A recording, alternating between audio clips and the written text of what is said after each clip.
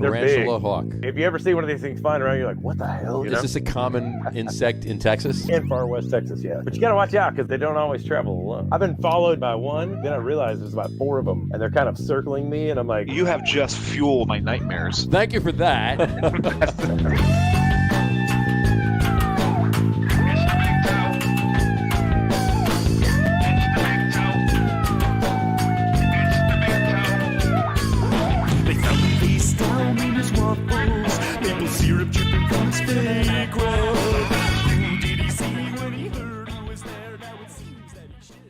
All right, everybody, welcome out to the Log Room Guys Craft Beer Show. It is Tuesday, September 28th, 2021. Jersey Johnny coming at you, and with me, as always, is none other than Mr. Beer Samurai eating away. What are you eating today, Mr. Beer Samurai? I got myself on the way back from work one of those street pretzels. Oh, that's nice. So the only way to make the things edible is to like steam them when you get home, right? And then put them in the toaster oven and give it a little bit of a crust back onto it. This is true. Yeah, you can do that. Otherwise, you can use them as weapons. I'm serious. Not about tasting pretzel, though, because they put over that hibachi thing, get some of the smoke into it. Hibachi? Have you been on the streets of New York lately? Everybody's high. Everybody's a hibachi. I gotcha. So what did you think when you heard that intro? Really quick, think back to that Tony Drury with the tarantula hawk. Tarantula hawk was one thing, but actually what came to my mind was actually all the spotted lanternflies we got around here. It's amazing, right? It's crazy. Right. Kill the things. Kill them. Kill them all. Yep. I got it's weird though. Down here, I've only maybe seen 3 or 4, maybe 5. I killed them over the last month or whatever. We were up by Hackettstown a couple weeks ago. I must have been killing 3 or 4 every minute. Wow. There's so many up there. It's insane. But yeah, kill them all. They're pretty, but they destroy trees, and that's not a good thing. So they're even prettier when you squish them. Yeah, because then the red comes out. Yeah, try it. Look at it. Watch what happens. You'll get used to it. You want to do it all over and over again. So anyway, so today's a few things. Yeah. First, let's talk about this debate that's been going on. So yesterday, and Brian Altschul put it perfectly. He got it absolutely 100% correct. Someone he did. Put something up that made everyone feel bad, and they're all like, oh my God, I got to follow suit. And that person was wrong because they put up Happy National Sons Day. Right. Today is National Sons Day, sort of. It depends on, it's got 2 dates. None of them being yesterday. Yeah, March 4th being one of them, which oddly enough is my oldest son's birthday. There you go. And I'm wearing his shirt right now. There you go. Actually, his name's on this side. I was going to say, you're wearing his shirt and it fits you? Well, it's I bought it for myself. I'm kidding. There's no way it would fit me. He's a medium. I'm a couple X's in there. Too many jokes in there. Yeah, let's leave it for next time. So, but March 4th is the main day, but it's also celebrated on September 28th as well. It is, but certainly not September 27th, which is what everybody else went off on yesterday. It was amazing how many people were putting that up. Right. And Brian actually just said, "Happy National Sons Day, y'all." There you go. Brian. Happy Sons Day. Happy Sons Day to my son. I said it on Facebook before. And Daughter's Day was the other day too. I said it to my daughter. And happy. We'll get to that soon. We'll get to that in a second, Brian. Right. But also happy birthday to David, Brian's son. Happy birthday to David. Yes. No, David's birthday's in March. I mean, happy Sons Day to Happy David. Sons Day. Ooh, yeah. There you go. I need a beer. I only remember that because we were supposed to go up. He turned 21 last year at the beginning of the pandemic. We were all supposed to go up to his college, and then we couldn't go. So. And I was in Rhode Island where I was living. I was already there. I was waiting for all you guys to come up, so I had some people to drink with that understood what a good pizza is. Exactly. And yeah, March 2nd is his birthday. There you go. No, it's not March 2nd. Dave made a mistake. He meant Happy Sons Day to Brian's son as well. So happy Sons Day to all the sons out there. How's that? Covers everybody, global. All right. That's a dried piece of pretzel. Anyway. There's something else we want to talk about today. What is today? Today's a special day. For us, today's a special day. Well, the Facebook memory is correct. Mm-hmm. About a year ago, 2 knuckleheads did their first podcast. This is true. That would be you and I. Mm-hmm. That would be us. So today is our 1-year anniversary show.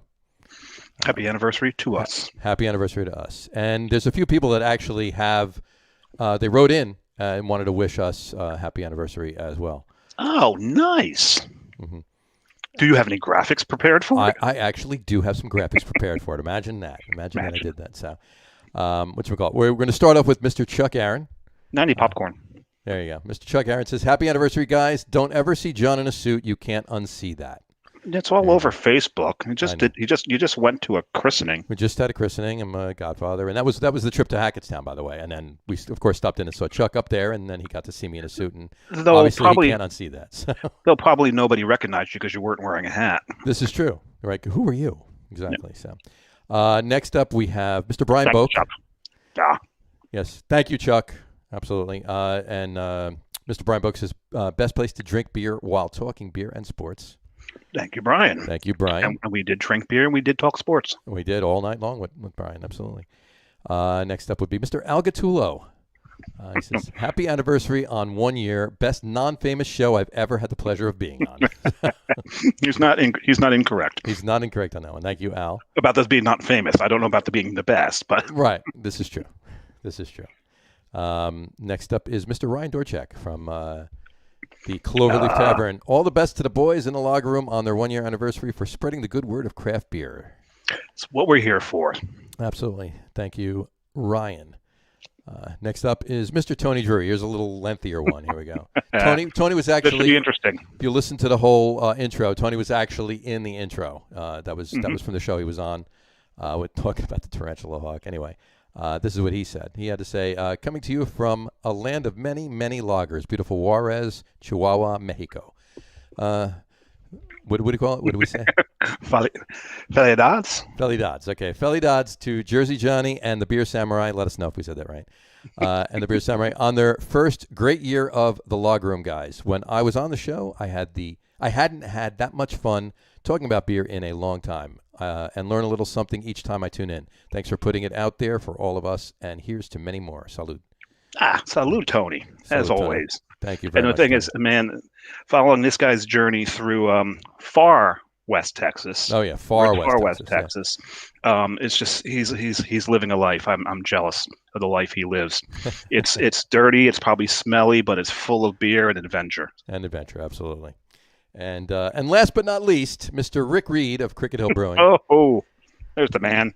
Congratulations, Jersey Johnny and the Beer Samurai, on your 1 year anniversary show. Thank you for getting people to realize they should drink what they want and drink what they enjoy and not what they're told to drink. And remember, no matter how many Coors you drink, you're not getting laid by twins. So you may think you are. You may think you are, but you're not. So thank you, Mr. Rick Reed. Very good. Thanks for all the well wishes out there. Yes, thank you, Mr. Chuck Aaron from Jersey Girl Brewing, Brian Boak, Al Gattulo, and his show, Ryan Dorchak from Cloverleaf Tavern, Tony Drury, and Rick Reed from Cricket Hill Brewing. Was it the Al Gattulo Craft Beer Show? It's the Al Gattulo Craft Beer Show, yes. So thank you for everybody and everybody else that did write in that we weren't able to make graphics for. So we apologize, but thank you so much for all those well wishes. And we actually had a comment from Brian. He said, "Happy anniversary!" Yeah. Thank you very much, Brian. Happy anniversary to you too. He's been our producer right from the get-go, hasn't he? Exactly. He's been one of the two. Yep. And we have another one somewhere around here. Somewhere around here. But you know what? I don't know why he's not commenting in. He shouldn't be commenting in. We need his help, though. We should. We need his help because it's okay. So it's National Sons Day. It's our 1 year anniversary. Yep. And who did I just do there? Oh, that was No, what's his name? Never mind. Just as a comedian who does that. I can picture his face. I can see what you're talking about too. I can't think of it either. So. But anyway, Black. Lewis Black. Lewis Black. Yeah. 3. But is also. Mm-hmm. Believe it or not, and how fortuitous for all of us, it is Drink Beer Day. Yes, happy National Drink Beer Day, yes. Before anybody comments, yes, we know that is every day. Yes, every day is National Drink Beer Day, but today specifically is the marking on the calendar for it. So yes, so let's bring some people in to help us drink some beer. Absolutely. Hold on one second. Brian just said Lewis Black. I said that. I know. But he knew what it. Exactly. Thanks, and Al Al. wrote in, happy anniversary, boys. Thank you very much, Al. Appreciate it. And gotta have beers with that guy. Why don't we bring in a couple people to help us drink beer? Yeah, well, you do that. I'm going to lean over here and grab one of mine. Why don't you lean over here and grab it? Let's first up we have Mr. Tim Pewitt from Wet Ticket Brewing. Tim who? Hey, there he is. There he is right there. Hey, Tim, how are you? I'm great. Just absolutely honored. It sounds like I kind of hit the jackpot. This is a big day for everybody in the world. Absolutely. It's a big day. It's a good day. Johnny and Dave, happy 1-year anniversary. Thank you so much, Tim. We appreciate it. And, all the acknowledgments by all those fine dignitaries. Absolutely. So what a day. Your 1-year anniversary, drink beer day. It couldn't get better than this, right? I got all the bases covered. You got them covered. There you go. Do you have sons, Tim? I do. And both my sons, during my 25 years of home brewing, helped me with quite a few mashes. And, now they get to enjoy the finished product. There you go. That's always a good thing. Travis and Tyler. It means you raise them right. Absolutely. So happy Son's Day to Travis and Tyler. Awesome. All right. And we should bring somebody else in too, shouldn't we? I think you've mentioned them before. I think we've mentioned him before. And here is the other producer of the show. There he is right there, Mr. Matthew Potenski. Already drinking, of course. He's already drinking beer. Yes. I'm trying to get in the spirit of the holidays. Too long of an intro there for you, Matt. There you go. He couldn't wait anymore. He had to crack it open. So, all right. All right. Well, what are you drinking before we get started? So you're already drinking. So what did you pour? So I'm drinking Turn Up the Hook Cashmere Remix from Carton. There you go. Nice. Very It's nice. their Hook series. This one is with Vic's Secret and Cashmere. So really nice. Lots of citrus notes. Lots of passion fruit underneath. Very nice. Excellent. And Tim, what are you drinking? I've got one of our newest beers. It's called Pursuing Paradise, a Mexican lager. Very nice. Very nice. Sounds like I'm gonna have to get up there. Do we lime or not lime that? We hit it at the end of in the boil and the whirlpool with a little bit of citra, just to kind of turn a little bit of a citrus corner. Gotcha. So no lime in mine. Perfect. That's always good. All right. Samurai, what are you drinking? Oh, I've already poured my Iyengar Brauweiss. Nice. So we'll get that going. I had a couple of those 2 weeks ago. We did an Oktoberfest. That's when I spoke and made Sauerbraten, which was so good. God, I love German Weisses. Oh yeah, such a good beer that one is. I myself am going to enjoy. I'm just finishing pouring it. Hold on. There we go. I'm going to enjoy an Oktoberfest. There you go. There you go. From Sierra Nevada. Sierra Nevada. There you go. Yeah, this is one of the tastier ones. We finished. Dave and I spoke before everybody that we figured we'd wrap up Oktoberfest, obviously, because it's winding down. So we're going to wrap it up on the show today, and we drink a couple of German styles and Oktoberfest beers with you guys. So that's what we did. So, The Prost. picture. There we go. Prost. Cheers. Cheers. All right. Good beer. All right. So, other than all of those amazing things that we're here for today, we're also here for Tim. Yes. Yes, and Wet Ticket Brewing. So, Tim, we'll start off like we started with everybody else. Got to do it. Something has to be done. What was if you can remember, what was the very first craft beer you ever had? It can be an ish. It doesn't have to be specific, but. Very first craft beer. Probably something domestic. I mean, I've been doing this so long. Sure. That, when I had my first Bass Ale, that was craft beer. Sure. Yeah. Sure. A lot of people have said Sam Smith's and stuff like that. And, yeah, I drank all that, the Tatty Porter. Sure. Oh, yes. That's all there was. I mean, so I guess the first domestics had to be a Sierra Nevada Pale Ale. Sure. Okay. Absolutely. Or maybe a Wicked. What was it? Dave's Wicked. Pete's Wicked. Pete's Wicked Ale. Yeah. Pete's Wicked brand. I love that beer. Yeah. Pete's Wicked was. That was one of the big eye openers for me. Like, that was a tasty beer. This is what hops taste like. Yeah. Exactly. Mm-hmm. Yeah. That's always a go-to. That's always one that comes up. Pete's Wicked Ale, Sierra Nevada Pale Ale, Harpoon IPA. And then, of course, anything over, like the Samuel Smiths and everything else like that. So, cool. That's great. How long you been brewing? You said it before, 25 years? Oh, geez. It's probably over 30 years. Over 30 years. I came into work one day. I was working at Chase at the time. A very good friend, coworker came in. We're all, sitting around bullshitting. What'd you do over the weekend? Blah, blah, blah. One guy says, I made beer. And I was just like, you what? You can do that? You can do that? And it was a total revelation. I mean, literally that afternoon, I went to the newsstand. There was no internet at the time. Sure. And found a issue. I guess it was Zimmergy, and found a place out in Seattle. There was actually an issue of Zimmergy on the newsstand. That's amazing. Wow, that's a great newsstand. I think it was Zimmergy. I remember his name is very good friend, the late Gary Andrasco. Great friend, great colleague at Chase. Lost him too early. He may have had the magazine. But anyway, I ended up with Liberty Malt Supply. They're out in Seattle. Gave them a call. They sent me this stuff. It came in a box. It was like a kid at Christmas. Sure. So I got it on a Friday, Saturday afternoon. My brother came over. We fired it up, and actually the beer was pretty drinkable. Nice. And that was the beginning. That's awesome. That's awesome. You remember what was it that you made? It was an English bitter. Okay. Pale. That's an interesting first beer to make. That's a great first beer to make. Yeah. Absolutely. So I remember the hops came. The hops were like brown. I think they came and it looked like a baggie.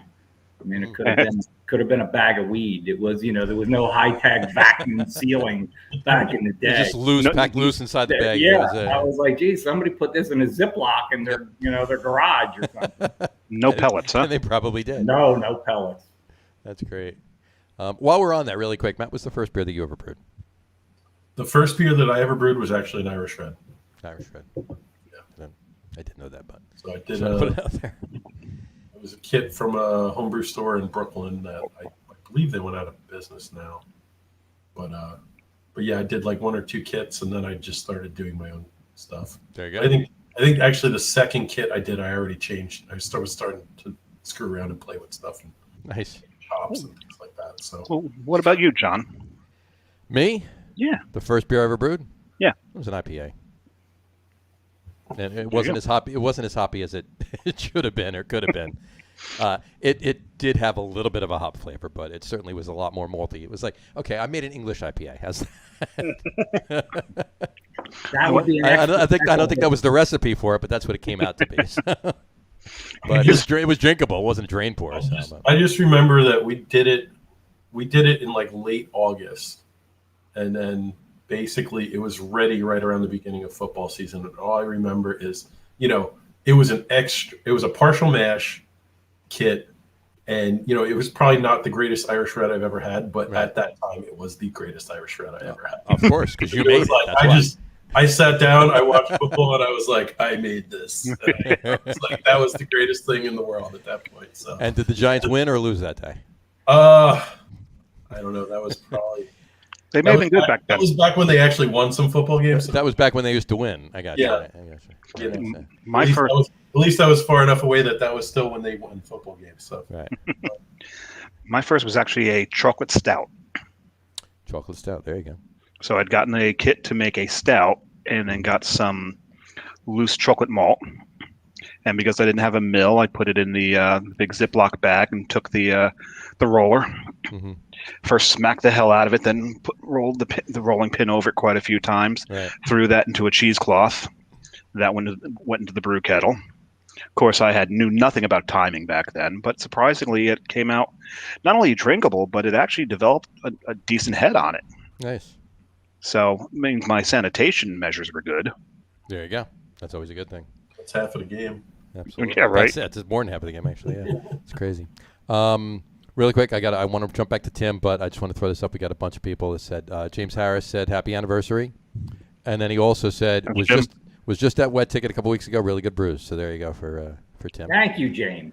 All right. Next time you're in, look for me and say hello, please. Right. Absolutely. Thanks, Jim. And Tom Mulvihill, the beer whisperer, he wasn't able to get in a comment under the wire earlier, so we apologize to him. He's in a different time zone. Because he's in a different time zone. He's in Missouri, so he did just write in his. He could be in New quote. Jersey with us. He'd be in a different time zone. There you go. So, is this happy anniversary to my favorite beer guys, even if they are from New Jersey. This show is Beer Whisperer approved. There you go. That's an important seal of approval right there. Thank you very much, Tom. And Brian Boak again said happy anniversary. So Thank you, sir. All right. Still love that he's got the Monster Mashup as his logo. Absolutely. All right, back to Tim. When did you decide that this is what you wanted to get into doing? You were like, got to do this. Got to open this place. Well, yeah. So obviously, you know, you're making a lot of beer. You have a lot of friends drinking a lot of beer, exactly. And where I was living at the time, everybody was whatever, 27 to 33 years old. And when the women would have a pampered chef party, I hope this doesn't come off as sexist, but that's what would happen. They'd have like some type of party. I've been to them. You would make a batch of beer and then drink the next one. Right. And people seem to enjoy it. And so not only did I enjoy drinking the beer, I enjoy doing what we're doing now, right. Talking about beer, explaining the whole, even though I didn't know that much at the time, explaining the process.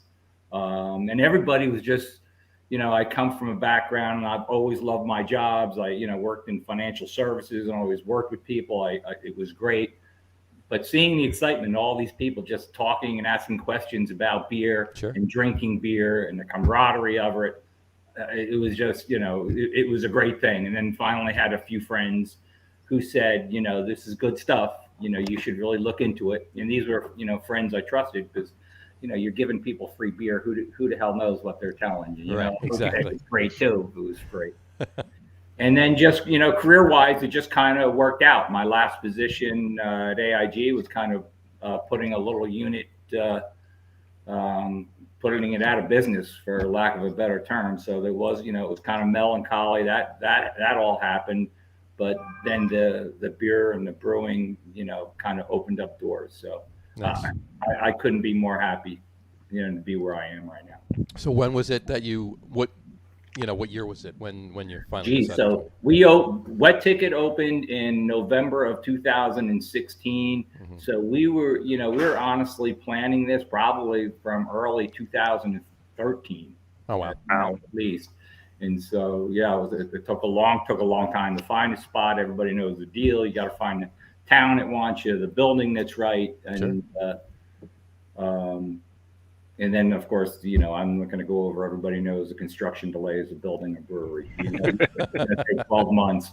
Forget it. It's not going to take 12 months. It's going to take longer.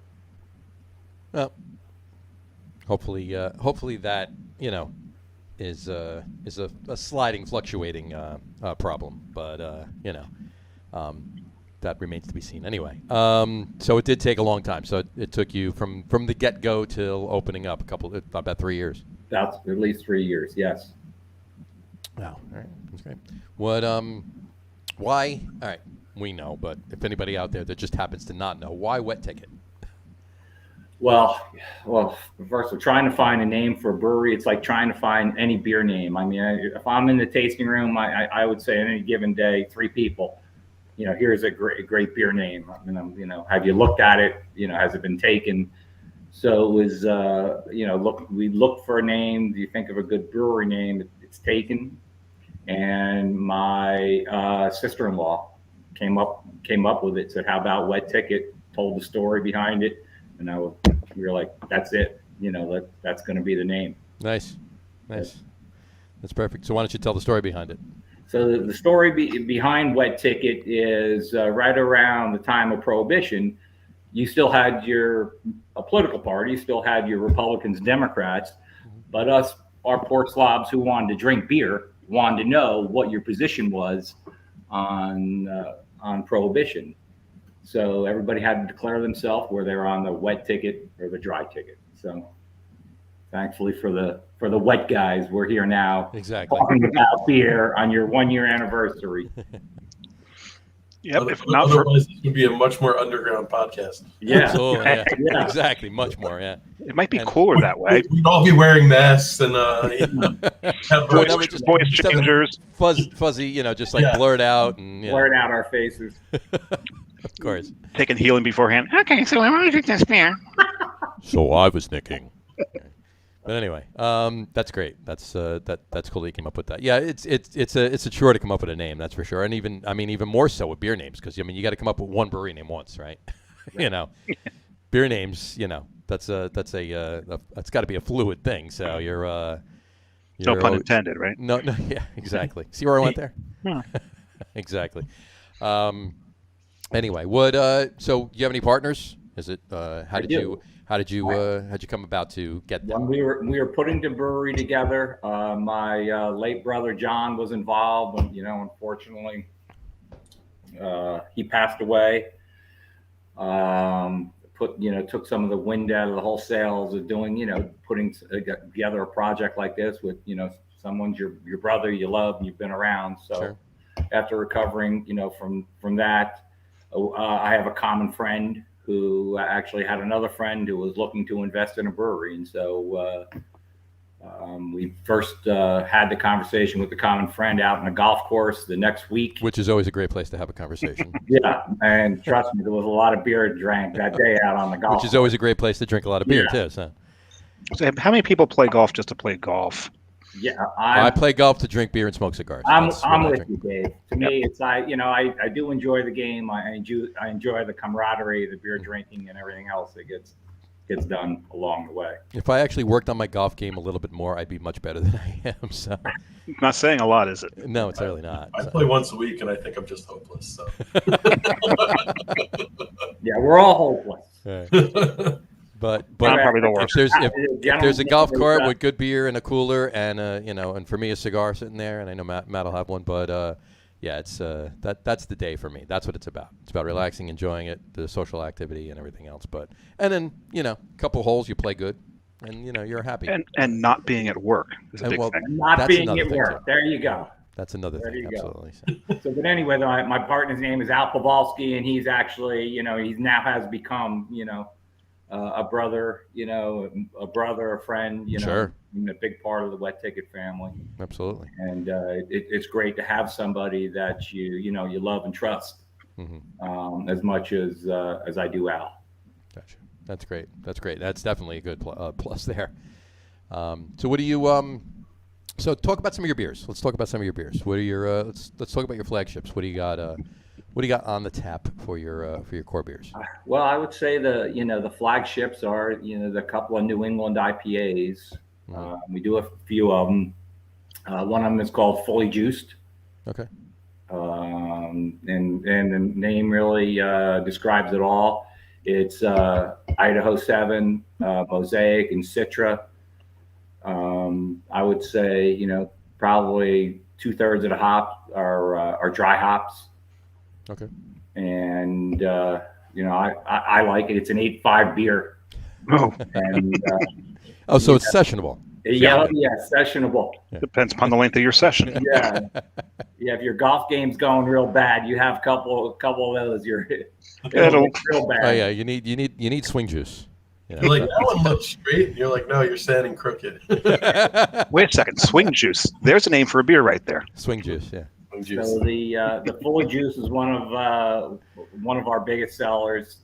Actually, pretty cool too. I came up with a few concepts for the name and bounced them off my stepson's fiance, who's a graphic designer, and they're obviously crappy ideas because she came about 3 days later with a hand crushing some hops with kind of the juice coming out of the side. Sure.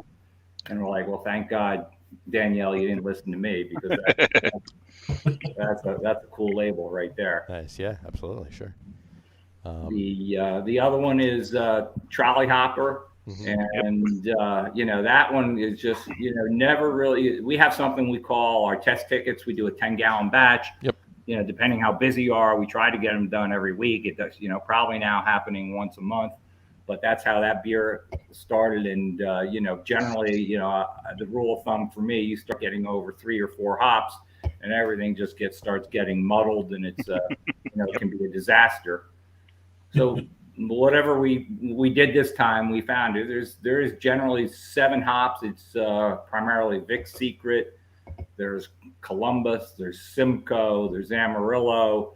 If we have some Galaxy sitting around, we'll do that. But for the most part, the beer has stayed, pretty true to its nature, and it just works. People love it. Nice, very good. And those are your only flagships? No, those are the IPAs from the. Yeah, on the IPA side, the first flagship, one of the first beers we came out with. I think we were open a couple weeks. We had to have something a little easy drinking, so sure. We're going to do a Kolsch. Mm-hmm. But then decided, literally, standing up on the brew deck while everybody does a 5% Kolsch. Let's make ours 6.5. Okay, so we threw a couple extra bags, malt in, and we had a 6.5 Kolsch, which we had probably for about 8 months. Oh, wow. We were selling that for $5 a pint in the tasting room, and 6.5 Kolsch for $5 a pint. There was a lot of people walking out there on wobbly legs. So quite happy. Before we came to our senses and put it in cans, we took it down. I think it's 5.5 now. Gotcha. And that is sold very, very well for us. Nice. And then our seasonals do very well. And both our seasonals, my wife is scurrying around here in the background, but it's true. She is the lady behind both of them. We have a watermelon wheat that we do in the summertime that was really familiar with that one. Yes. We had, I literally came home. There was some summer American wheat that I usually brew. Was sitting downstairs in the basement. Along in the refrigerator, we had got back from vacation. After that was done fermenting, there was a watermelon. Every time you buy a watermelon, you really cut it open on the day you're going to use it. Never. Right? No. You forget about it. You're drinking too much beer and you never get to the watermelon. Well, the same thing happened. Opened up the fridge, saw the watermelon, saw the beer, sliced it up, mashed it up with a potato masher, threw it in. And then a few weeks later, we were at the, I believe it was one of the first Rutgers games of the season. We brought that keg, and it got smashed. I mean, it was gone in a half hour from us. Everybody stopping by, and so when we opened up, my wife gets to be now like May and June. My wife's now like, when are you going to make the watermelon? I'm like, what do you mean? When am I going to make the watermelon? He goes, when are you going to make it? I'm like, do you realize that would be like 80 watermelons? And we're not making that beer. Well, the old saying. Of course. So you made the beer. A happy wife is a happy life. Yeah, listen to your wife, because that's exactly what we did. 2 words to any successful marriage. Yes, dear. Yeah. So now, every few weeks in the summertime, I'm not probably the most popular guy at the brewery with the folks who work there. We're going into Costco and picking up 2 pallets of watermelon, and it's turned into kind of a phenomenon for me. I like the beer too. It's great. Sure. We mash it really low. It gets really dry, so it's nice and crisp. Sure. I see the attraction, but I'm just still amazed with how successful it's been. That's great. Well, for anyone who hasn't had this beer, I was about to say something. Yeah, it's basically. Watermelon's a tough ingredient too. Right. But it's a tough ingredient, and I feel like too many watermelon beers really go into that weird, like, it tastes like watermelon gum, and it's like gross. Juicy fruit. Exactly. No, was it? They just go over. What was the name of it? Bubblicious. I have Bubblicious. Yeah, that's it. Tim's watermelon beer is probably my favorite watermelon beer. It is. I have to say, it's definitely. It has a very natural watermelon flavor, and it just works really well with the beer. There was one. It's definitely. It was one of my 2 favorites of any of the watermelon beers out there. The other one being from Boston Beer Works, which has closed, and they're no longer. So of any of the watermelon beers that I could still get, it would be Tim's. So. You can put on the championship belt now for best. There you go. There you go. Another one of the beers that I've had there. You must really know how to work with fruit. The blood orange Belgian. Yes. That was a great beer. Yeah. So at some point we'll bring it back. Trust me, I hear it. I hear it all the time. Where is the blood orange? And I don't have any good answer. I'm not sure. Other than I'll have to go look for it. Give me a minute. 14 lines, and we're trying to make it all work, and Absolutely. Blood orange sells. People love blood orange. Absolutely. Oh, God, yeah. You put blood orange, yeah. Anything, and people. It's not a blood orange pastry stout. I'm not going to do that. Did I? No, it wasn't. Here's one. James Harris actually has said the pineapple hopper was really good. He said so. Thank you, James. That one will be back. That one just we kind of make that when we can, and it's probably just because it's a pain in the ass to make. Sure. It's just any of these fruit beers are kind of a pain in the ass. Oh, sure. Yeah, you gotta. But you do them well, Tim. Absolutely. Thanks. Dave Campanelle, by the way, said happy anniversary. So thanks, you, Dave. Thanks, Dave. But in any event, that's great. So let's talk about some of your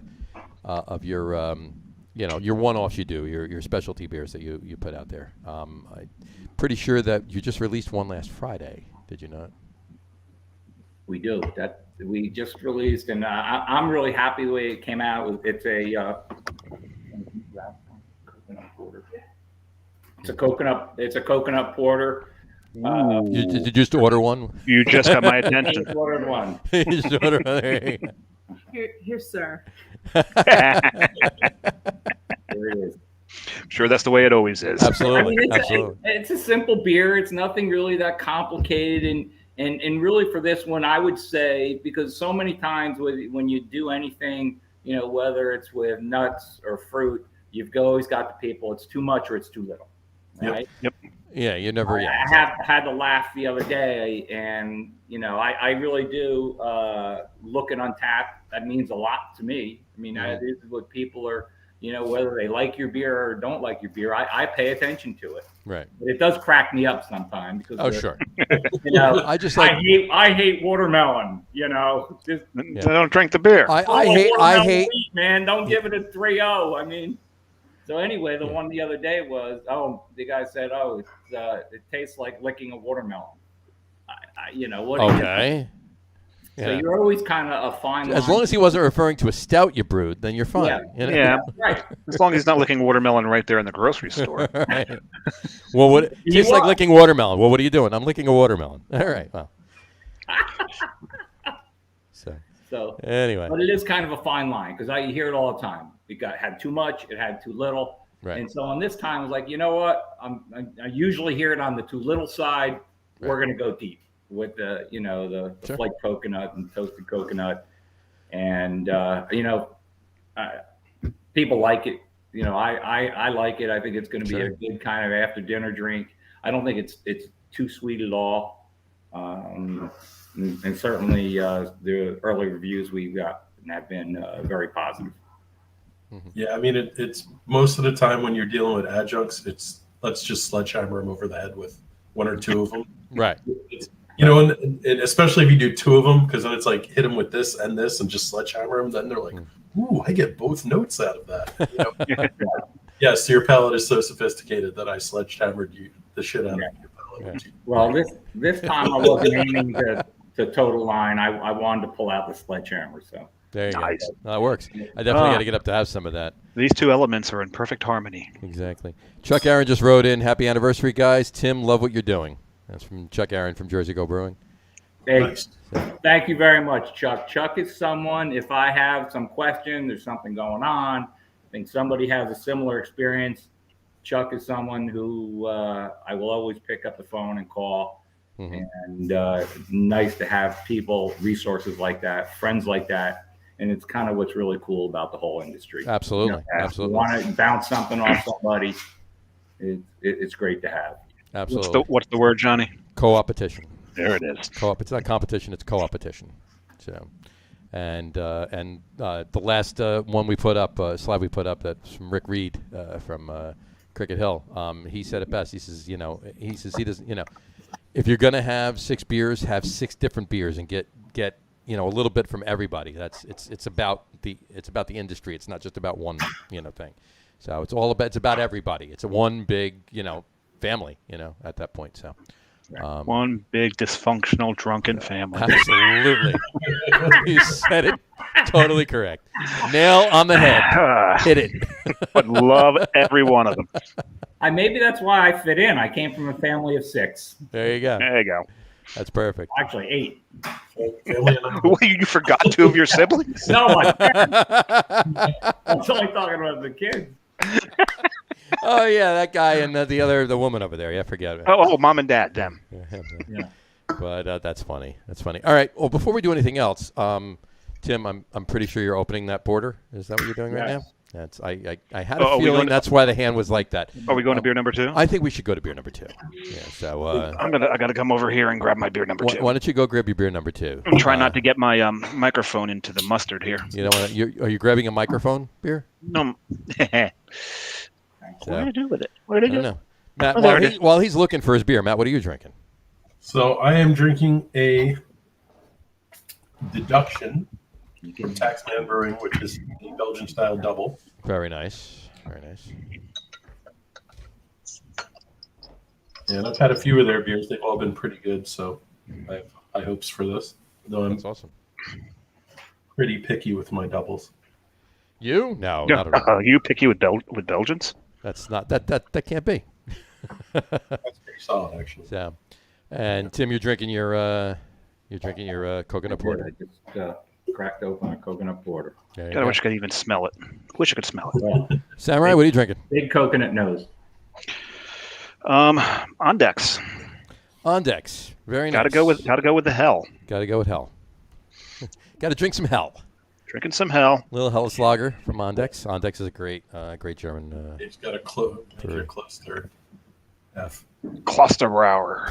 Cluster Brewer. Yeah. I am only because we had it in the fridge, and like I said, when we did our Oktoberfest kind of thing, I like this beer. It's a brown ale, so it's not German. It's English, but it's not from England by any means. It's actually from Abita. It's their pecan ale. That's a good beer. It's tasty, and I love what it says. If you see it right there, it says "Go Nuts." GEAUX. Go Nuts. These nuts? These nuts? Those nuts. Okay. These bleeds? It means take these bleeds. Anyway, so let me take the cursory picture here. 1 second. Perfect. Compulsory. We've been over this. Compulsory, cursory, the friggin' picture. Just take the damn picture. Cheers, guys. Prost. Oh. Oh, you caught Matt sleeping. Cheers. And it was texting. No, I was taking my picture as well, so. There you go. Oh, it's good. It's good brown ale. You know, I'm picky about my pictures, too. So I do I've got a question, John. What's that? Usually when Matt's on the show, there's a reason for it. Usually when Matt's on the show, there's a reason for it. Yep. Why is he on the show today? Why is he on the show today? I don't know. Why is he on the show today? It can't be that I made 2 beers with Tim, so. Oh, there we go. There you go. There had to be a reason. I knew there had to be a reason. And the funny thing is, I really did not know the reason Matt was on the show, but I assumed Matt must have brewed something with Tim. So why don't we talk about those beers? Well, so I was lucky enough to. I was the president of the Wales Homebrew Club for a couple of years, and I was a fairly active member. And basically, we did a couple of different projects with Tim. He talked a little bit more about his test ticket batches. So I would order about approximately 10-gallon batches. So these are small batches that he can do on a small system, and he can kind of do things a little bit out of the box and a little bit crazier, and just quote unquote dumb things that can turn out awesome. Yep. So we approached him and asked him if we could brew a beer at one of the test ticket batches with him, and I made a recipe. It was actually a Pater's beer. Surprise! It was a Belgian beer. It was a version of my Pater's beer, and we actually dry hopped it with a Moteca. Mm-hmm. So it was interesting because you had the really nice ester profile, and then a little bit of kind of like the lime and citrus notes in the end that worked with the nice profile. And that beer lasted about 24 hours, I believe. You replaced Tim, is that right? I remember I came in and I got like the last pint of it. I was going to say the two of you drank most of it. I was like, and that kicked. And I was like, well, at least I got here. But that beer came out really great. And we thank Tim for letting us brew that. And then a couple years later, there's basically a beer dinner that's associated with one of the biggest homebrew contests in New Jersey, which is the Motown Mash. Sure. So the Morristown Area Society of Homebrewers, aka MASH, hosts a homebrew contest. And then they have a chef named Chris Mazey, who he worked at a couple restaurants right around the green in Morristown for a while, and now he runs Suburban Bar and Kitchen. So usually they have 6 courses. They have 6 different homebrew clubs collaborate with a brewery and come up with a beer. Wales was lucky enough to participate in that, I don't know, about 5 years. Right. Or so. But the one year I came to Tim with a really kind of crazy idea. I had read this kind of obscure reference to a Middle Eastern tart that had honey and pears and cardamom in it. And I was like, I would like to make this into a beer. And, you know, one of the things with it being a beer dinner was that the chef and MASH kind of said, hey, go crazy and do something gastronomic in a beer. So we did. We tried to make this light but fairly, it actually turned out to be fairly highly alcoholic. Like it was about 7.5, I believe. 7.5, almost 8.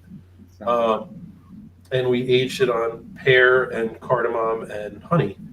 And it's interesting because it's the most Belgian, non-Belgian beer I've ever made. Most Belgian, it had a lot of nuance and a lot of flavor, and it it didn't have the crazy esters, but it drank a bit like a Belgian because it. So you didn't ferment it with Belgian yeast? No, I think we just fermented it straight with an American yeast.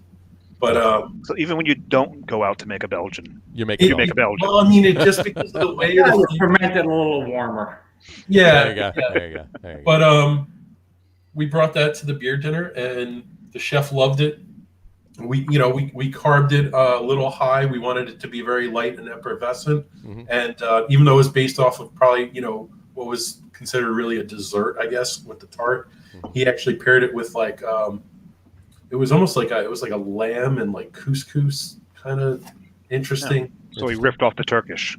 Yeah, like Middle Eastern. It had very lots of spices and stuff, and it actually worked really, really well. It was a really cool beer, and thanked him for saying yes to that dumb idea. Yeah. But like everything else we're talking about, most of all, it was fun. It was fun. Yeah, it was there to brew it. That dinner was a special night. Mm-hmm. All the pairings were perfectly done. It's just a well done event. Yeah. And not for nothing, Chris can cook. We all know, we've all had his cooking. Sure. If you haven't had his cooking, like Matt said, Suburban Kitchen out Route 10 out in Randolph. Huge beer list. Absolutely. And just amazing food. And speaking of, I just want to take a shameless plug minute here. Speaking of a tremendous beer list, great food, and beer dinners. I've you got to be talking about Cloverleaf. I got to be talking about Cloverleaf 2 weeks from tonight. 2 weeks from tonight. Right now. So looking forward to this. Yes, we will. It is the Carton Brewing beer dinner at the Cloverleaf Tavern in Caldwell, New Jersey, and it is hosted by Cloverleaf, Carton Brewing, and the Lager Room guys. Absolutely. So we will be there, and the best part of it, you get there. I'll throw the menu up really quick. You could take a second. If you're rewatching the video, pause it and take a look at it. But the best thing to do is just go to our Facebook page, look at the events, and because if you're listening to the audio podcast, you can't read this. You can't read this if you're looking at. I was just going to say, if you're looking at the audio podcast. Anyway. If you're in the audio podcast, go to our Facebook page. If you're watching this on the Facebook page, you're already on our Facebook page. Just go to the events section, and you could read the whole menu better. But for everything on there, it's a 5-course dinner paired with carton beers. You get there at 6 o'clock. You get a welcome beer, and you're going to sit there. We're going to start the podcast. We're going to do the podcast live from the Cloverleaf, starting at 6:15 that night, 2 weeks from tonight. And once the podcast is done, obviously you'll be in attendance for the show as well. But once the podcast is done, the beer dinner starts right away, and and on from there. So it's going to be a really cool night. So. And not only do you get to meet us two knuckleheads, you'll get to meet Potenski. You're going to be there, correct? Matt will be there. Our other producer will be there. Brian will be there. Brian will be there. And a couple of the other clowns we've had on the show. Yes. I say with love and respect. With love and respect, yes. Including the one who will never be named.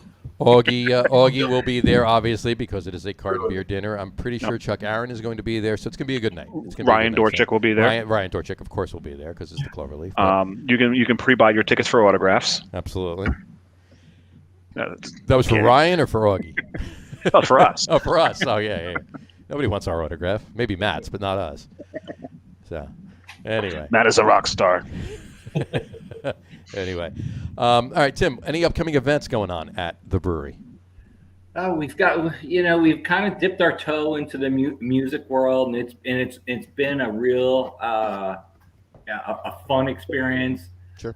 Instead of kind of bringing in the cover bands, we've really just brought in some all original acts. Oh, nice. And I have to tell you, the quality of the people that have played there has just been amazing. There's a gentleman who has a frame shop in town, and he kind of helps organize a lot of the live music, and he's actually the leader of a band called the Rusty Monks. So nice. From my lips to your ears, if you haven't heard the name of the band, the Rusty Monks, and haven't seen them in our beer garden, I would highly recommend it. If you like Tedeschi Trucks, the Allman Brothers, Chicago. Oh, Tedeschi, nice. Tedeschi Trucks, the Allman Brothers in Chicago? Yeah, got to be there. Anywhere from 10 to 13 people, with usually at least 3 people in the horn section, a Congo player. You've sold me already. I mean, I gotta jump in. And it's all songs that this gentleman has written. So he helped me curate a lot of the original music. And it's been a great thing, I think, for us. I think it's been a great thing for the town. Sure. And, I love beer, music, and my wife. So, of course. Not necessarily in that order. I think you need to make that order. She's right there, isn't she? Yeah, she's right. I think you need to make a beer called Rusty Monks, though. I was going to say, Rusty Monks is an awesome name. Yeah, that's a great name. Better be Belgian. Trust me, I've looked. Somebody needs to make it. It's taken. The name is taken. Is it? Of course it is. I think we may just use it anyway. Yeah, but is it taken by like a brew pub in Arizona, or is it taken by Sierra Nevada? So, yeah, no. Well, you can always name it Not So Rusty Monks. There you go. Let's see. Leroy Breweries. When is that going to be? So I think the next event is it's October 3rd. It's a Saturday, and then the next one might be the 17th. Gotcha. October 3rd is this coming Sunday. Yep. Yeah, so, that's not. It might be the 9th, maybe. I don't have the dates. 9th works. 9th is a Saturday. We had just about every other week. We've had live music in the back. Like I said, all live. Last weekend we actually had 4 bands in the back. One of the things that has been great for us is being a part of a community there in Rahway. Oh, sure. So, of course, when you're opening a brewery, do you want to have the best facilities with the best floors, the best loading dock, the best access, sure, or do you want to be a part of the community? And as it turned out, when we put this all together, we kind of got a little of everything there in Rahway. That's awesome. And so being a part of that community, having Nick there from the Rusty Monks help us curate the music. We got a loading dock. We got 3,600 square feet. We've got, potential room to expand. We couldn't be happier. We couldn't be happier there. Nice. Now for the couple people who haven't been there, you have like an outdoor area in the back. You had like a parking lot. So you turn that into basically outdoor seating, correct? We do. So, for all the things that the New Jersey ABC and the governor, you can, say you like it, you don't like it. What he's done for the breweries, or the New Jersey ABC has done for the breweries to allow this what's called an extension of premises permit. Sure. So now that we can use the outdoor space, so we can kind of eliminate some of the, naturally the fears people have of being inside, to have this outdoor seating. And I think it goes through November of 2022, has been a big plus for our business. Sure. You know, Absolutely. and if you're in the hospitality business and you don't have outdoor space, it's a negative. People want. I have groups. People come in. We got to be outside. Right. It's been a great thing for us. I mean, listen, if I'm out day drinking, I want to be outside on a nice day. Absolutely, you don't be cooped up inside. Yep. Absolutely. Well, that's interesting because we just recently, the New Jersey created the brewery trails. Were you following that? Mm-hmm.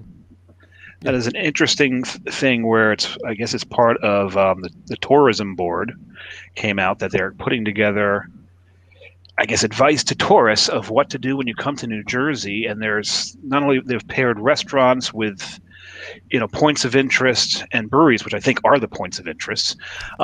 When I travel, the first thing I do is I pin all the breweries on my map first, and then figure out what's in the area, and then also figure out which one I'm probably going to drink the most at, and that's where I stay, is right near there. So that's how I do my travels. But not everyone does it that way. So New Jersey, knowing this, has kind of thrown a bone to the breweries in the state, recognizing that it is one of the fastest growing industries in New Jersey. Sure.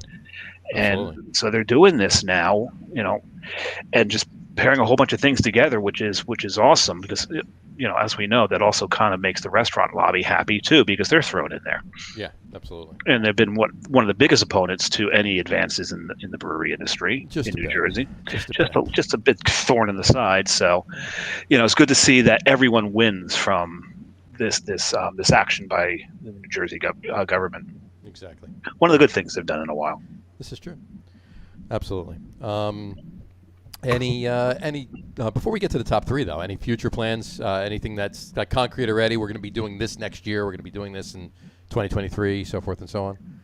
Well, obviously we're looking to get more space, and so those discussions are ongoing.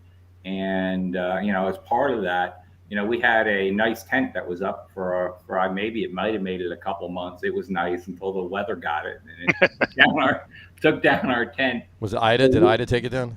We would no, it was even before that. Before that? Yeah. It was before that, but. Any issues with Ida? Sorry to cut you off. Did. Yeah, Rahway, Sure, Rahway that's why. Rahway in general had a lot of issues. And like I said, as being a part of this community, there was a group that came together called Ida Cares, in terms of collecting stuff for folks who were impacted. Just to see, the diverse community in Rahway, you see everybody, every stripe, every economic, and everybody gets along. Right. I tell you, it warms my heart to go there every day on a Friday night and see the crowd that comes into that brewery, and how everybody gets along. I mean, it really just is a wonderful thing. And then to see how everybody responded to help their neighbors. Personally, us, we had some barrels floating around, and some, our beer garden tables were floating around a little bit. The water came to within 10 feet of our back door. When I first showed up, I came around the brewery. I couldn't get to the brewery. I had to, park around the side of the building because it was flooded all around it. But it never got in. It didn't come in the door. Didn't get in. We were lucky.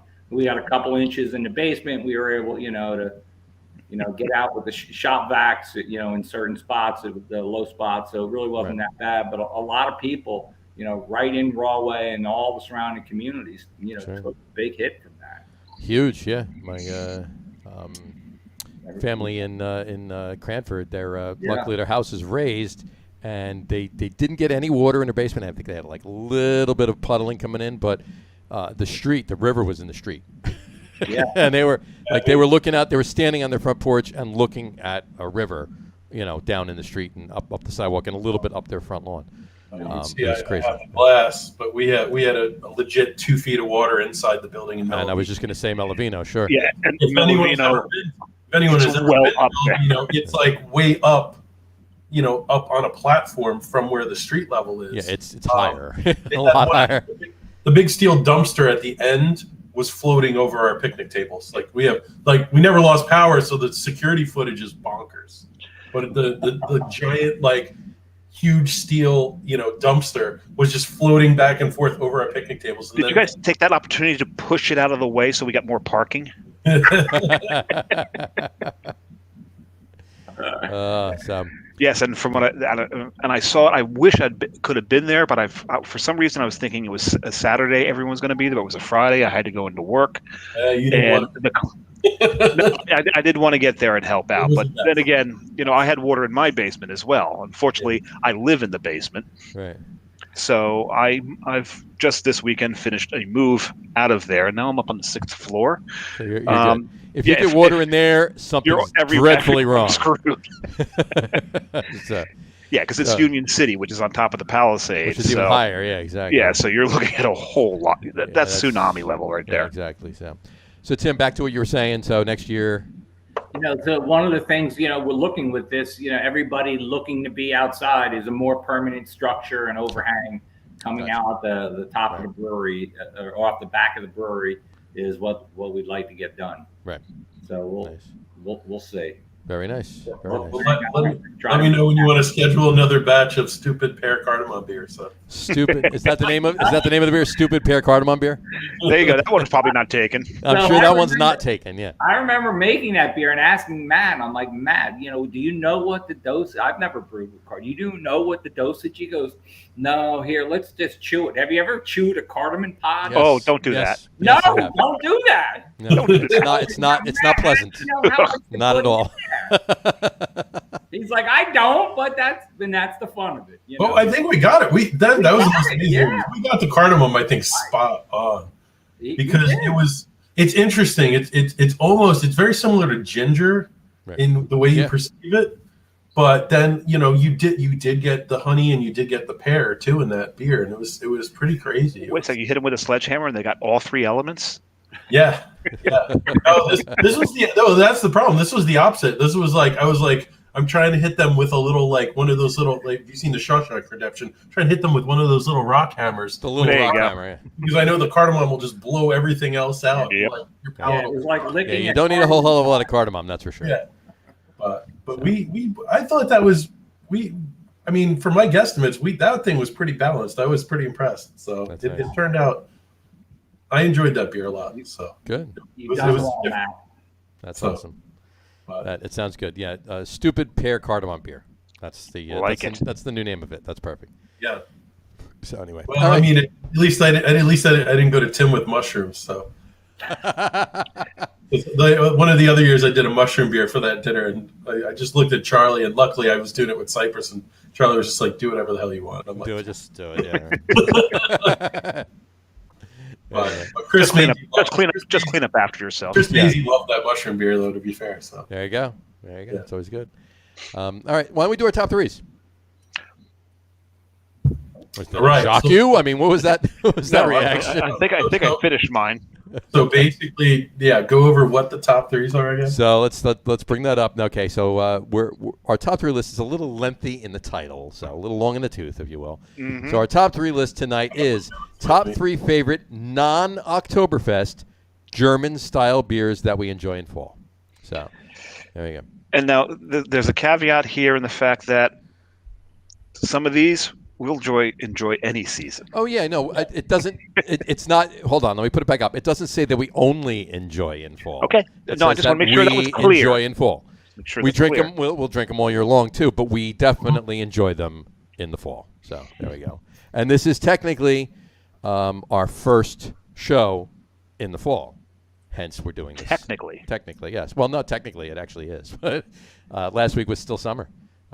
Yes, summer didn't end until 3-something the day after our last show last week. I don't know. You were walking around Manhattan yesterday. It was still summer. Oh no! It's still summer.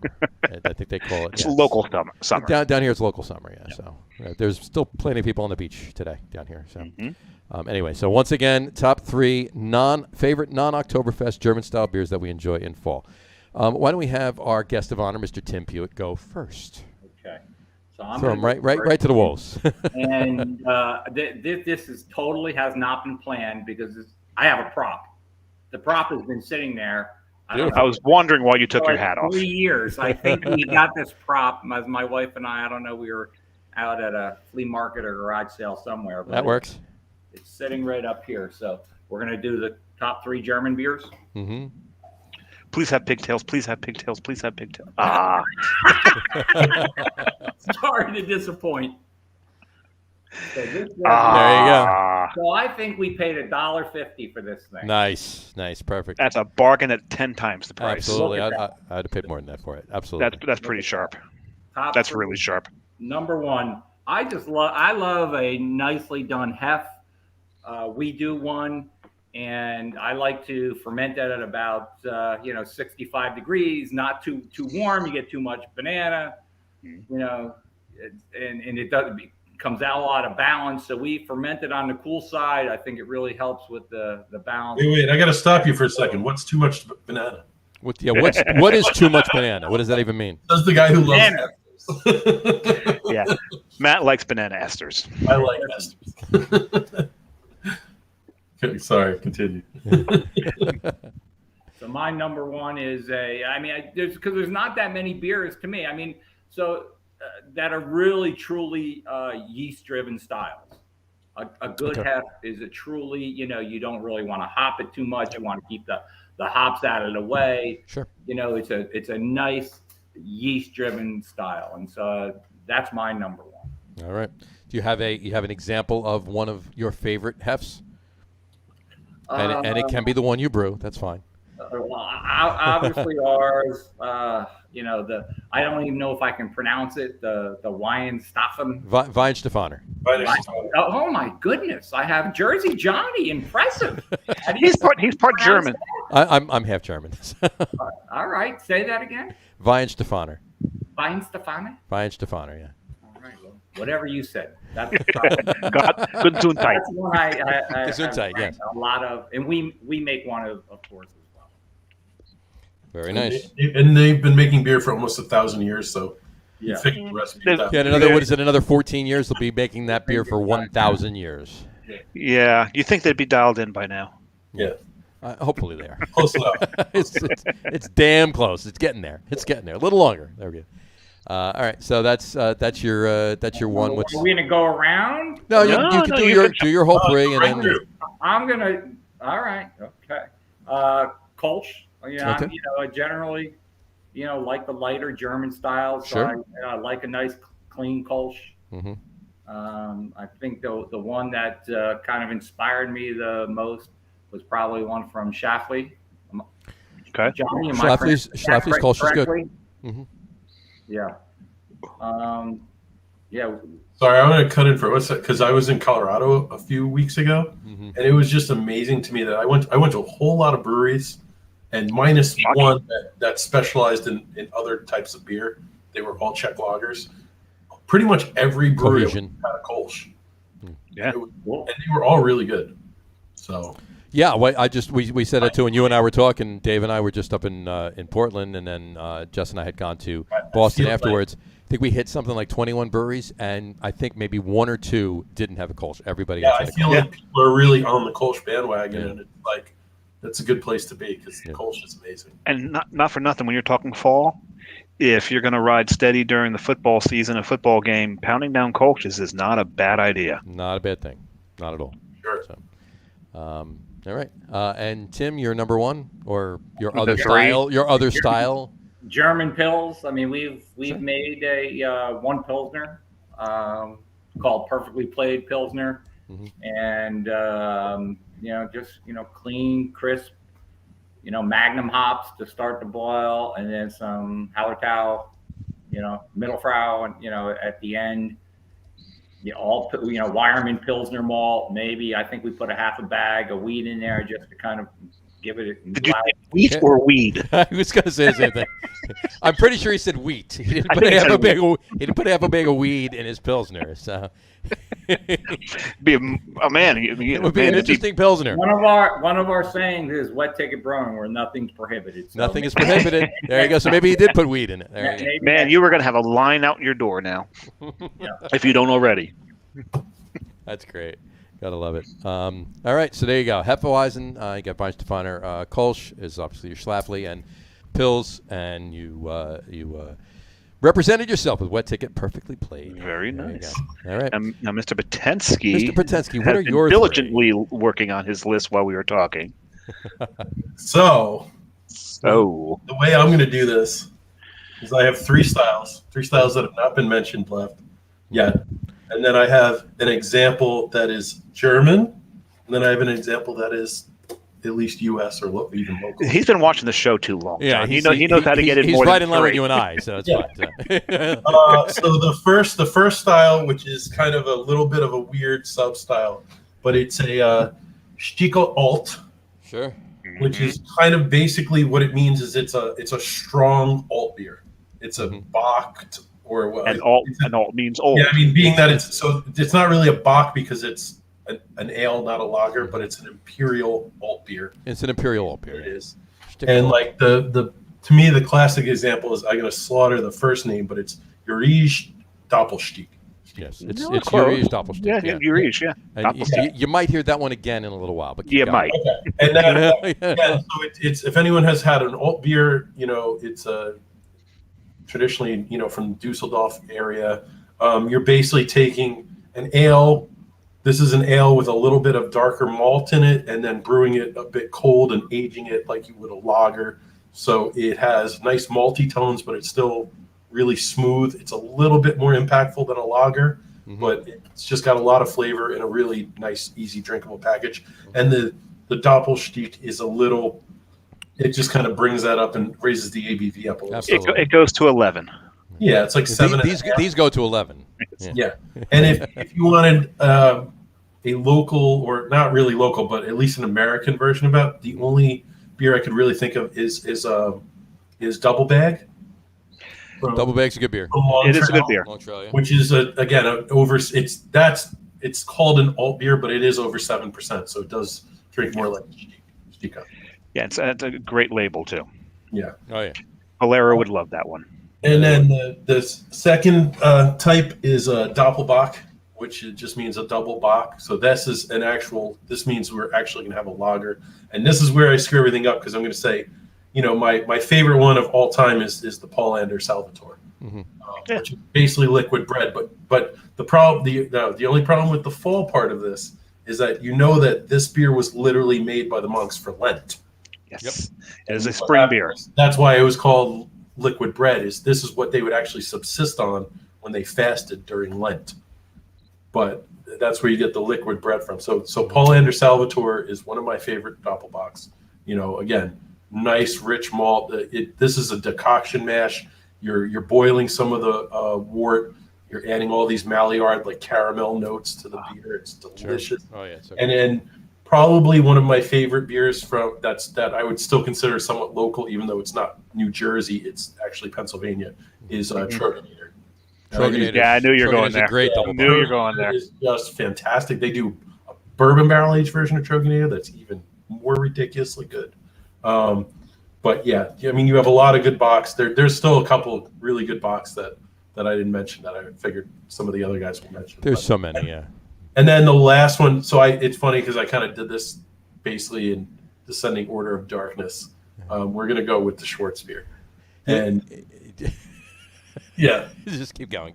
Yeah, Schwarzbier. And I mean, there's only one way you can go with Schwarzbier if you really want to be traditional, and that's basically Kostritzer. Kostritzer, of course, is the Cadillac of Schwarzbiers. It's the German Guinness. It is, again, you're talking about a black lager. So you have all that nice roastiness and then just a clean finish. And actually for Schwarzbier is really interesting because at least one of the breweries that I'm very close to is Alternate Endings, which is down in Mattawan. They just released today a rye Schwarzbier called We've Gone to Plaid, which is A is the Spaceballs reference, which is yes, it is. B is I had it off of the tank like 2 weeks ago and it was phenomenal then, so I can only imagine it's going to be great when I get down there and have it soon.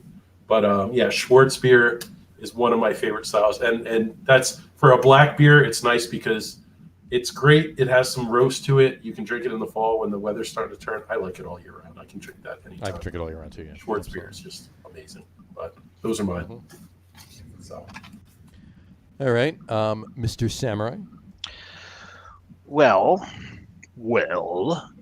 Mr. Potenski's did take one of my beers and pretty much, spoke it up exactly the way I would have. Kostritzer. Kostritzer. Anybody who hasn't had a Schwarzbier, I will give them a Kostritzer first.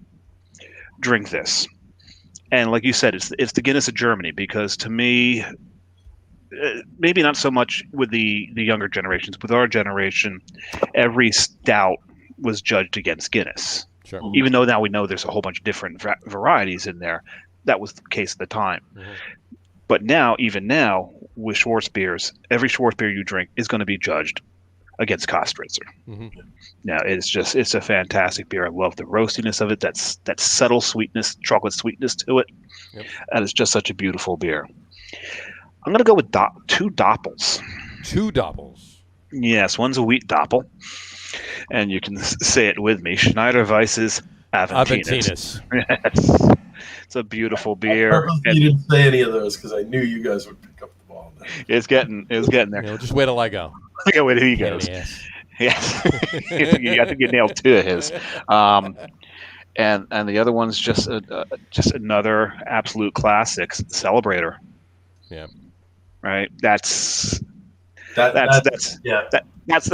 pumpernickel bread in the glass almost, right? Pretty much. Yeah. It's got so much darkness and meat to it. It's just such a great beer. And like I said, I love Salvatore, but I think if you were to open a dictionary and look up Doppelbock, Celebrate would be the picture in there. It's the picture, yeah.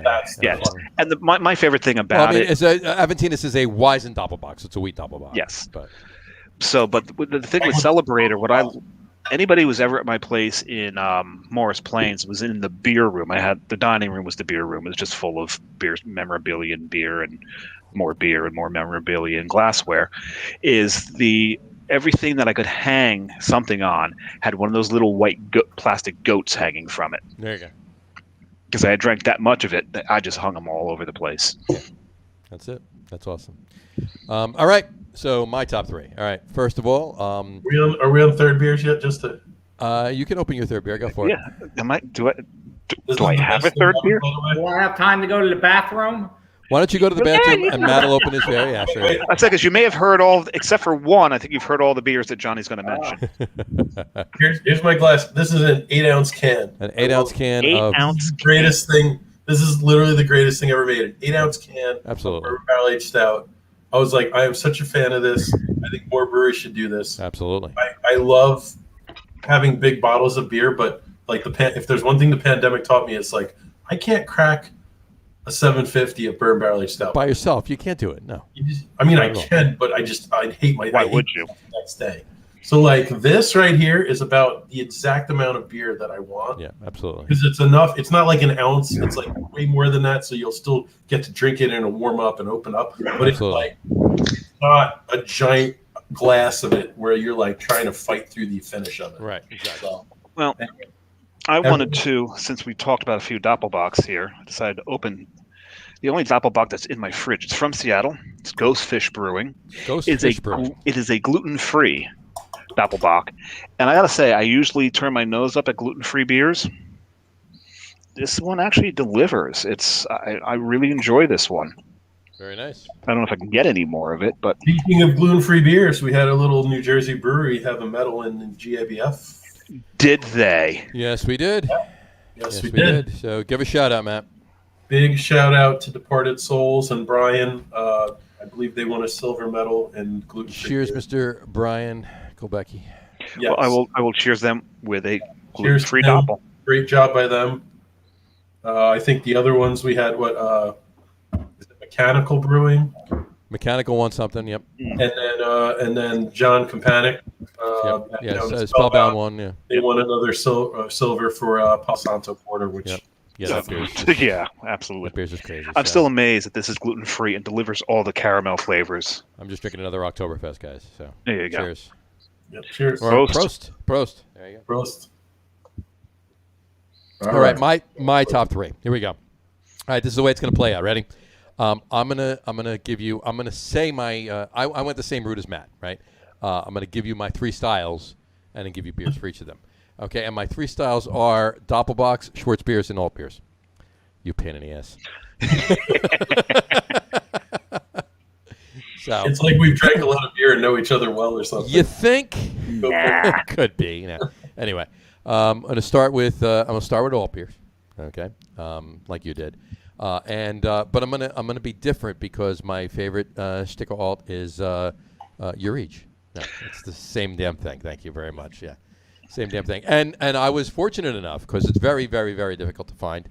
When you come across it, get a bunch of them because they're not out there all that often. But I was fortunate enough. I was up in Portland, Maine, last month. So was I. Middle of August, yeah. And I was sitting in a bar called named Navarre Res, across from somebody that looks a lot like you, Dave. That poor ugly schmuck. Yeah, and I ordered one of these. So I was actually going to order another one and then another one, but I didn't think we were staying that long. So also because let's see, I ordered 4 beers, and only by the time I got to the 4th one did they actually have it. Right. Well, it's funny. You ordered 4 beers, and then I looked at her. I'll have the result stick alt, and she's like, "Oh yeah, we got that." Yeah. I don't know why you didn't order one, but because I was determined to find. You wanted something else, yeah. The tragedy of that is I feel like probably not a lot of people know what that is. Yeah, that's absolutely true. That's the tragedy. It's a style of beer that is absolutely amazing. Probably one of the best beers on that list. It's so damn good. If seriously, anybody listen to this, if you're watching it, rewatching it, if you're listening to the audio podcast, if you like at all any malty type of beers, any German beers, seek this beer out, or any Stickel alt beer by any means, or any alt beer for that matter. It's just an amazing style. It's an unsung style. It's an underappreciated style. You really need to look for it. It's so good, especially this one. Your Reaches is the Doppelstick is so good and smooth for the alcohol. Yep.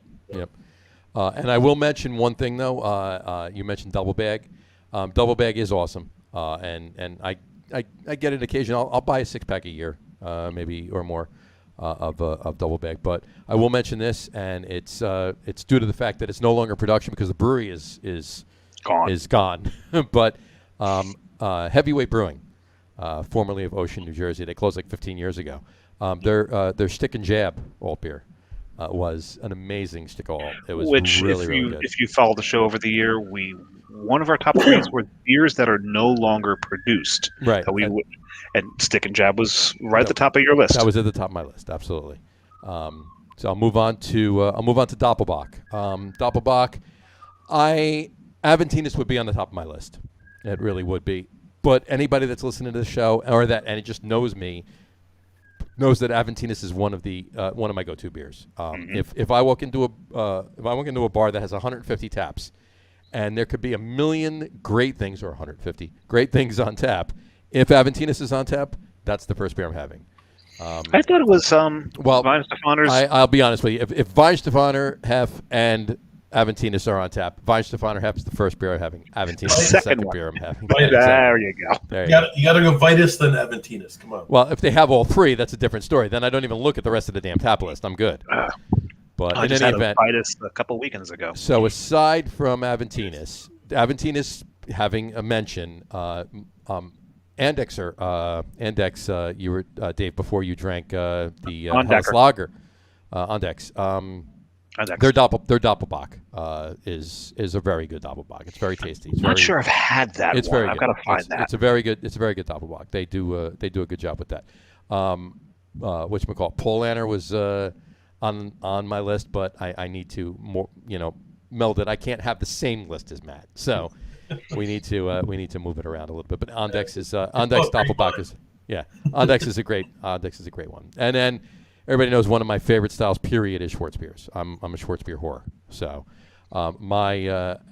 there's so many good Schwarzbiers out there. I mean, Kostritzer.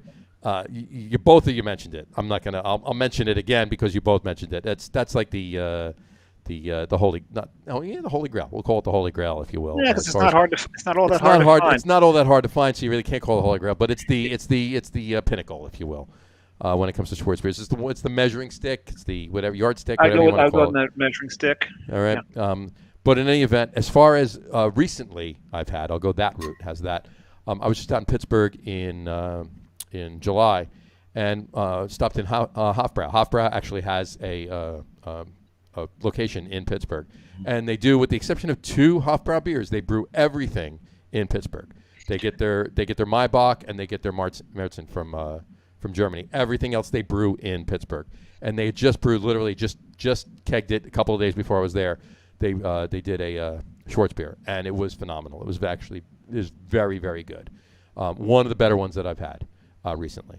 But I will make mention, same as I did with Stick and Jab from Heavyweight, one of my favorite all-time Schwarzbiers, other than Kostritz or whatever, local-wise, would be Cricket Hills, Cricket's Nocturne.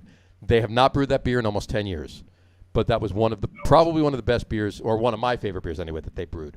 Did you have the Source one? The Source. The Source one earlier this year, the Joel Schwarzbier.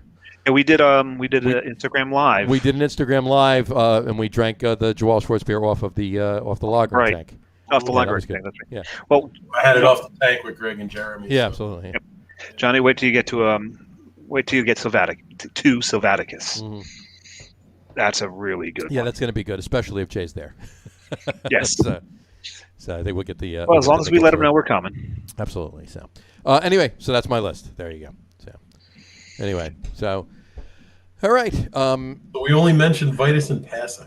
We only mentioned Vitus in passing. I really thought one of you guys was going to go that route. That's the only reason I didn't say it. Well, you know, I love Vitus, but I got lazy and went all three classics. Yeah. There you go. Damn, I straight went up. dark because it was. Look, the bottom line here is there's so much good German beer out there, Mm-hmm. and whether it's from Germany or just brewed in the U.S. or elsewhere. I mean, you could have gone Maibach too, even though technically it's made for the spring. A great Maibach is fantastic in the fall. Sure, Well, it is. I was drinking a Helles. Maibach, Well, I Helles. mean, Märzens are traditionally Oktoberfest beers. But Märzen means March. It's brewed in March for around the same time as Maibachs are. So, I think Maibachs are the opposite. Maibachs are May. Maibachs are May. Maibachs are brewed at the end of the harvest and then lagered all winter. Lagered all winter, and they're released then. But the Märzens are. I mean, Märzen means March, like I said. But, and then they bring out the goat. March at the end, like they're almost at the end of their barley stores for the winter. Mm-hmm. They take what's left and then they brew the Marzen. They brew the Marzen, all year. Exactly. So everything else. It's the way to do it. And those are the two, like I said, too, the Hofbrau location. Those are the two Hofbrau beers that Hofbrau in Germany brews, and they send out to all their other locations. But is fall too early for an Eisbach, though? Never. To brew it? Certainly not. To drink it. Or is that never, you never, really never, want to be in winter for an Eisbach? I have a 1.4 ounce bottle of an Eisbach in my cellar. I've seen that. Yeah, that at some point I'm gonna have to have. But people have told me that have had theirs before. By the way, it's BrewDog's strength by numbers or strength in numbers. It's 57.8% Eisbach. So it was pure heat. Somebody had one. We bought a bunch of them. One of the guys that had it. And I'll just say it. Brian actually had it, and he said it was complete. It was so hot. It was not undrinkable, but it was unenjoyable. Yeah. So those things are going to sit for a while. All those highest ABV beers in the world, none of them are going to be enjoyable. Come on. No. If you sit for a while, maybe you can sip it, and it'll be a little bit better. What was the one? The End of the World, the one that they put into taxidermied roadkill. The End of History or whatever. End of History. You literally put it in taxidermied animals. Yeah, exactly. No, taxidermied roadkill. Roadkill. They actually took dead animals off the road, taxidermied them, and squirrels shoved the and they had to be in decent shape just to be taxidermied. Right. Well, I mean, they probably only made about 100 bottles of the damn thing. I mean, so they didn't have to do too much scouring. But the other one under that would be Sink the Bismarck, which I never had. They use Stoats, which is such a British thing. Right. We don't have Stoats. Yes, they use Stoats. The one under that was their fourth one down. Squirrels and Stoats. Stoats. There you go. I was like, I had friends that were like, did they spell stout wrong? And I'm like, no. Nope. Stoats. It's a weasel. Yeah, it's like a weasel. It's a stout. But they're one under that, and it's a 38 or 39% beer would be Tactical Nuclear Penguin, and I did have that a couple times, and that at 39% was Scotch. It has not had no characteristics of beer whatsoever. And yet, every single year. Did you guys have my barley port? I did not. Oh, You've told me about it for years, and actually, Tim, you'll appreciate this. I'll bring you some too. This is the dumbest homebrew I've ever done. Mm-hmm. It was like 15 pounds of grain and 4 pounds of sugar for a 3-gallon batch. Oh, Jesus. And then I fermented it with sherry floor yeast. And then I added 40 ounces of Irish whiskey and 2 ounces of lactic acid and put it next to my heater for like 2 years. And 2 years. and then literally put it on oak for a year and a half. And then added like vanilla, beans, and maple syrup. And the math is like ridiculous, but my only estimate is that it's about 30% ABV. What was your OG? What's up? Oh, it was ridiculous. But the problem is that it's with cherry floor yeast. And then I kept adding stuff to it. Like I added maple syrup, I added a bunch of stuff. So it's like you kept feeding it. And then I added 40 ounces. I added literally an entire bottle of Irish whiskey to it, to a 3-gallon batch. So it's like it's almost like a quarter Irish whiskey. Right. Still beer? What? Was it still beer? I mean, it's still beer. It's beer-ish.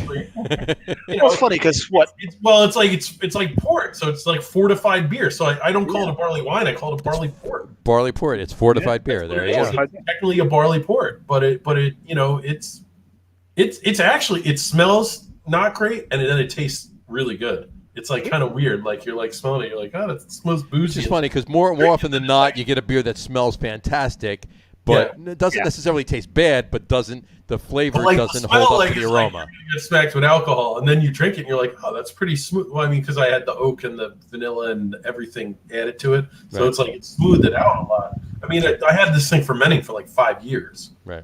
Oh, jeez. It's been in a fermenter for like 5 years, so it's like it brings up an interesting point. It's such a ridiculous project. And I can never recreate it because it'll never come out exactly the same. So of course not. You can never do it on a commercial level. This is all homebrew because it's like no, you couldn't. You're just taking a bottle of whiskey. Well, forget about it. You can't put whiskey. You can't do that. Yes. Yeah, you can't do it. Yeah. But that brings up an interesting point because every year the magazines and newspapers go crazy every time Sam Adams puts out that concoction that they make. Illegal in 20 states. Yeah, well, because it's because they don't. Yeah, it's illegal in 20 states because maybe it's illegal in a couple of them. I know it's illegal in Ohio, obviously, but it's illegal in 20 states because it's not distributed to 20 states. So, some of them. It exceeds the ABV that's allowed in those states for beer. For a beer, so that's the question: is where does a beer end and a whiskey begin? Well, I mean, of all the ones all the really ridiculously high ABV beers that I've had, Utopias is the easiest to drink. There's brewing and there's fermentation and there's distilling. Those are two different processes. Sure. So that's the thing is what I've done with mine is I had to add that much Irish. Fortified. Yeah. I fortified it, but you have to add that much whiskey and the lactic acid to have the sherry floor yeast work the way it's supposed to work. Okay, so then another way with that question is an Eisbock is a beer. Yes. It's almost the reverse of distillation. So, right? Again, and that's technically free. That's technically freeze distilled. So that's it's freeze distilled. You're freezing it. It's distilling freezing it, draining cold it. distilling rather than hot distilling. But you're also talking that a strong Eisbock is still maybe like 12 to 15 max. Right. What Brewdog did with the strength and numbers. Those were all freeze distilled. They were all freeze distilled, but but that's why they made 1.4 ounce bottles of it, right? They didn't have pallets. Well, that's because they probably started with like 5 gallons to make that 1.4. They started with 5 gallons, and they probably wound up with a gallon of beer, so they had to figure out how to, maximize their effort. Yes.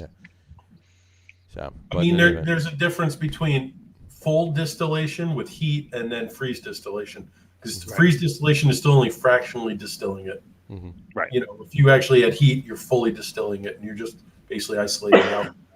Exactly. Just two different methods of removing water. Yeah, pretty much. Exactly. Yeah, exactly. All right. On that note, Tim, any interesting way to wrap up the show? Tim, any interesting things coming up in the very near future for Wet Ticket besides the bands, obviously, that you mentioned before? Any releases, holiday releases, seasonal releases coming up? Interesting. I will tell you the one beer I am looking forward to, and we haven't even designed it yet. But there's a lady in town. We have a graphic design shop in our town called Wisdom Media. Okay. And she painted a painting that I happened to see, and it's a young lady. The colors are just outstanding. Her name is Cheryl Rosenstock, and so we're designing a new IPA called Elsie. So that's what I'm looking forward to. Nice. We're coming up with a new recipe for going in reverse. It's an image. We're going to make a beer. So that's the simple one. That's awesome. Awesome. That is interesting, considering I've created a few cocktails based off of artwork. There you go. I feel like you have what is Elsie. Elsie. Inspiration comes from a lot of different places. You gotta have like Ella hops in that. There you go. You want me to call on you to help me out, Matt. I'm ready to come by the brewery anytime and grab a beer and we can sit and chat. Yeah.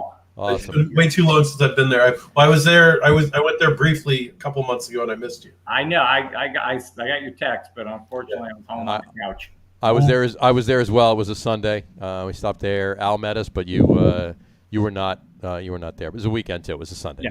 You need some time off. So I was there this weekend, but I was gonna head down and meet up with him, but my day got busy and he left sooner than I would ever had a chance to make it there. So anyway. I think it was actually Friday. I went there and they had so they make an imperial oatmeal stout and they put it in barrels and then they had a variant of it with coconut. So I was like, I texted Tim real quick. I was like, hey, I don't know who's bartending, but can you tell her to give me a sample of that coconut imperial barrel aged stout? Next thing I know, there was like a little glass in front of me with the stout in it. And that was if you did the porter half as good as that, then the porter is going to be awesome. And I can't wait. John, when we did our top 3 favorite adjuncts, what was mine? I think what was that? Coconut? I think it was coconut. I think it was coconut. Yeah. Let me know when you're coming by, Dave. Yeah, I've got it. We're gonna see what's going on this week. And if it rains on Sunday, then maybe Sunday. Otherwise, I'm gonna be up on Bear Mountain. There you go. I don't think it's supposed to rain Sunday. It's supposed to be a decent weekend, halfway decent, but I hope it's so. a chance, but whatever. I'm going up to the Adirondacks to hike some of the high peaks. I got to get some training in. You gotta get in. Sunday, 50% rain. 50. Yeah, I thought it might be here rain. in Sayreville. I don't know how far. Bear Mountain might be a little different, but It might be. I gotta look. Yes. Have you ever been up to Storm King, which is only a little bit further up?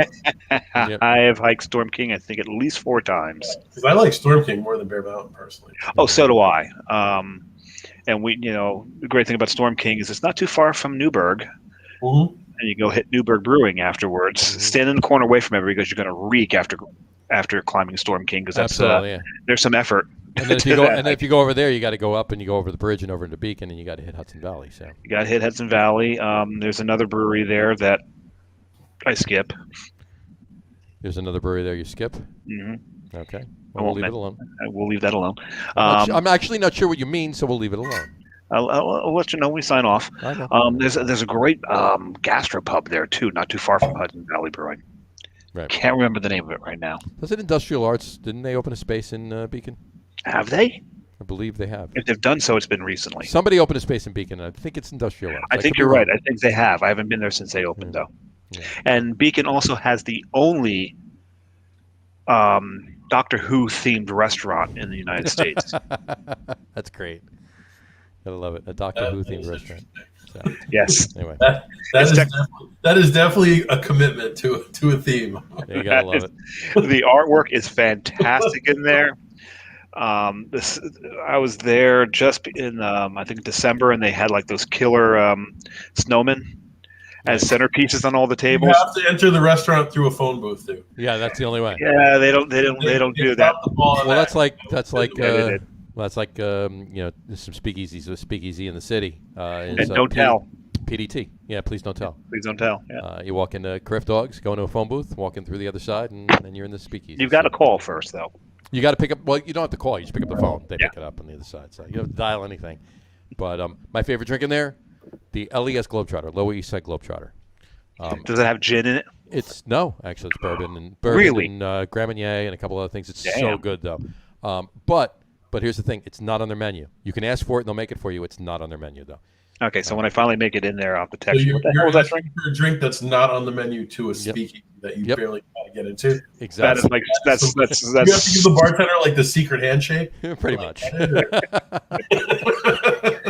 There's a retinal scan involved. Yeah. It's a whole thing. Yeah, exactly. There's doors that open and close, and then it'll close on your nose.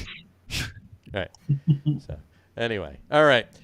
Well, this has been great, Tim. Thank you so much for coming on. Absolutely. Great having you and on. When are you getting the lederhosen to match the hat? Yes, you got to get the lederhosen on that listen, too. Anything for you guys to put on a dusty hat, talk beer. Thank you for having me. Good work up there. I'm honored to be here on your Keep 1 up the year good work, man. anniversary. Good luck. I hope to see you guys soon. Thank you so much. Tim, Appreciate thanks it. for being here. Tim, don't go anywhere. Matt, don't go anywhere. We'll talk after we sign off. We'll wrap up the show at this point for the day. We had this moment together. There you go. You wanna tug on your ear?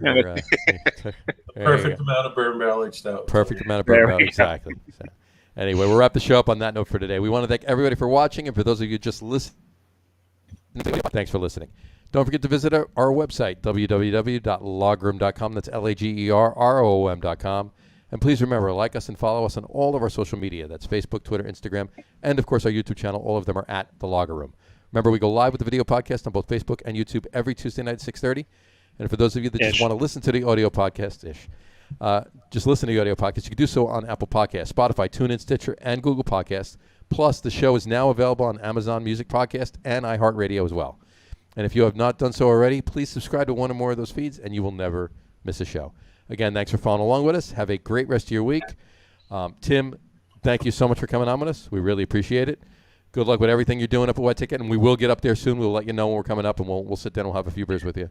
And thanks to Matt for his fourth appearance on the show. Thanks to Matt for his fourth appearance on the show. He now is in the lead right now. Well, the fourth intentional appearance. Fourth intentional appearance.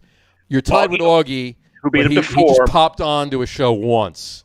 So you're tied with Augie, but fourth intentional appearance. So you're in the lead. And you guys will be on the show for the fifth time together. Yeah, exactly. So you'll still be tied in 2 weeks. So anyway. But we'll have to have Charlie on. That way you can surpass Augie. Exactly. There you go. Don't say his name again. Yeah, don't say it. That was 2. You said it twice. That's yeah, it. Exactly. Done. All Here, right. the third one.